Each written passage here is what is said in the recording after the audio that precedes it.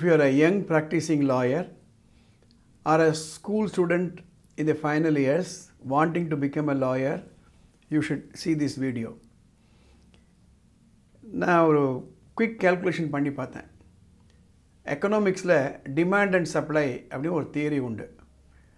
எப்பெல்லாம் டிமாண்ட் அதிகமாக இருந்து சப்ளை குறைவாக இருக்கோ அப்போது அந்த ப்ராடக்ட்டுக்கும் அந்த சர்வீஸுக்கும் விலை அதிகம்.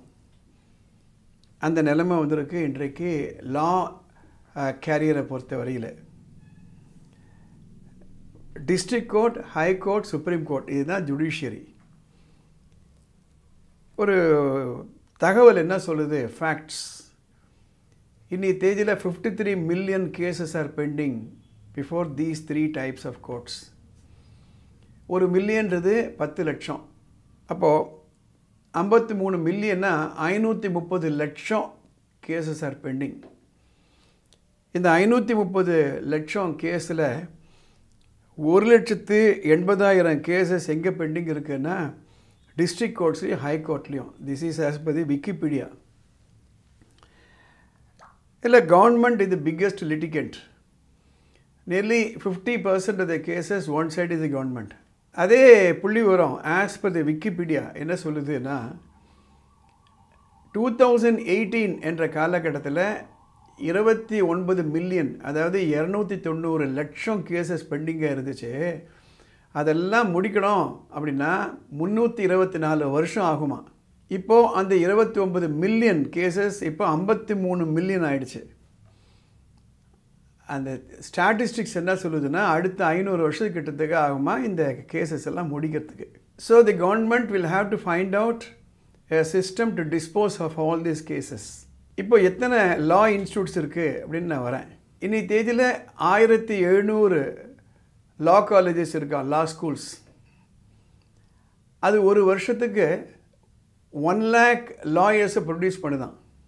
இப்போ இன்ஜினியரிங் பார்த்திங்களன்னா ஒரு வருஷத்துக்கு 15 லட்சம் இன்ஜினியர்ஸ் வராங்க படிச்சுட்டு. ஸோ லாயர்ஸ் 1 லட்சம், இன்ஜினியர்ஸ் 15 லட்சம். ஸோ ஆல்மோஸ்ட் சேச்சுரேஷன் வந்துட்டுன்னு சொல்கிறாங்க. நீங்கள் பார்த்திங்கன்னா நிறைய இன்ஜினியரிங் காலேஜில் சீட்லாம் ஃபில்லப் ஆகலை, க்ளோஸ் பண்ணிவிட்டு அந்த இடத்துல சிபிஎஸ்சி ஸ்கூல் ஆரம்பிக்கிறாங்க, பேப்பரில் பார்க்குறோம். But there is such a demand for law college admission. அந்த லா காலேஜ்லேயும் there are national law universities. மொத்தம் 26 லா யூனிவர்சிட்டிஸ் இருக்குது. 27 டெல்லியில் நேஷ்னல் இன்ஸ்டியூட் ஆஃப் லா, அது 27வது. இந்த லா காலேஜுக்கெல்லாம் நீங்கள் அட்மிஷன் வேணும்னா CLAT, combined law admission test. எப்படி ஐஐடிக்கு ஒரு ஜேஇ இருக்கோ, எப்படி மெடிக்கலுக்கு ஒரு நீட் இருக்கோ, அதே மாதிரி கிளாட். புள்ளி ஒரு என்ன சொல்லுது? லாஸ்ட் 10 இயர்ஸில் the demand for law college seat has gone up by 4 to 5 times, whereas the demand for the engineering seats is coming down. இல்லை, இன்னொரு விஷயத்தை நம்ம புரிஞ்சுக்கணும். ஒரு இன்ஜினியராக இருக்கணும், ஒரு டாக்டராக இருக்கணும்னா you need technology, it is based on science, you need some infrastructure. ஆனால் if you want to be a successful lawyer, you should know how to think, understand the case, how to present the case. இவ்வளோ தான்.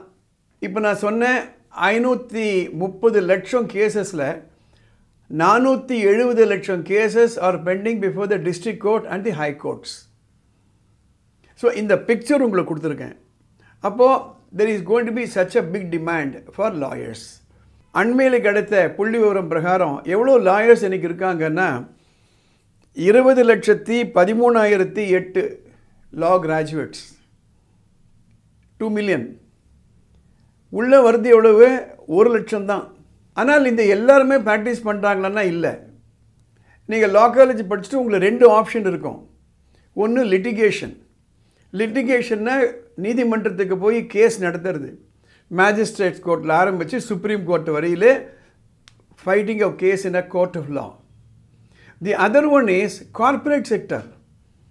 அங்கே law officers தேவைப்படுறாங்க. பேங்க்கில் law officers are required. There are multinationals who want lawyers.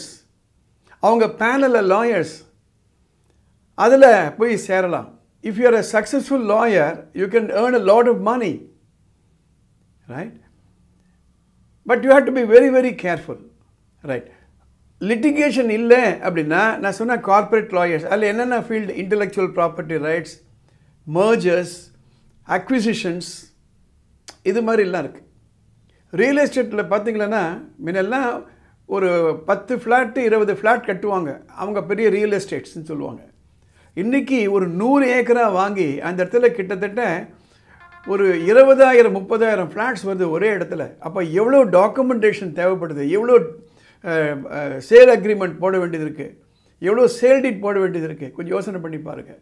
There are a lot of law firms are available, solicitors firms are available, they engage law graduates, அதில் கூட போய் சேரலாம். இதனால தான் நானும் ராதா மேடமும் தலைமையேற்று நடத்திய ஆர்எம்ஜிஎன் பள்ளிக்கூடத்தில் I introduced legal studies as an optional group for 11th and 12th of CBSE. நானே கிளாஸ் எடுத்தேன், 2 வருஷத்துக்கு எடுத்தேன். So there is going to be such a big demand for lawyers, right? And let us make use of it. அதுவும் விக்ஷித் பாரத் நம்ம சொல்கிறோம். 2047 India will become a வளர்ந்த நாடு, வளரும் நாடிலிருந்து வளர்ந்த நாடு. அந்த விக்ஷித் பாரத் வரும்போது எல்லா இடத்துலையுமே there is going to be demand, especially for the legal profession. இதை ஃபுல்லாக நீங்கள் கேளுங்க. இந்த தகவல் உங்கள் மற்ற ஃப்ரெண்ட்ஸுக்கெல்லாம் பயனுள்ளதாக இருக்குன்னா ஷேர் பண்ணுங்கள், லைக் பண்ணுங்கள், இந்த சேனலுக்கு நீங்கள் சப்ஸ்கிரைப் பண்ணுங்கள். All the best.